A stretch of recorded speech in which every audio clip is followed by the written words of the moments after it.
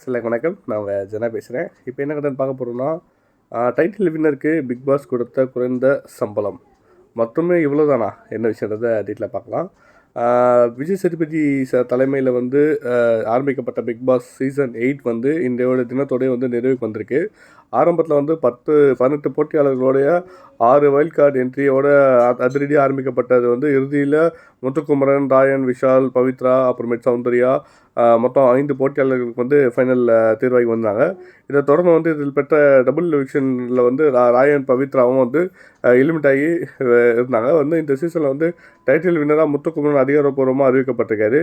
இந்த சீசன் ஆரம்பிக்கப்பட்டதுலேருந்து முத்துக்குமரன் தான் title winner அப்படின்ற மாதிரி ஒரு பெரிய எதிர்பார்ப்பு நம்பிக்கை ரசிகர்கள் மத்தியில் இருந்துச்சு.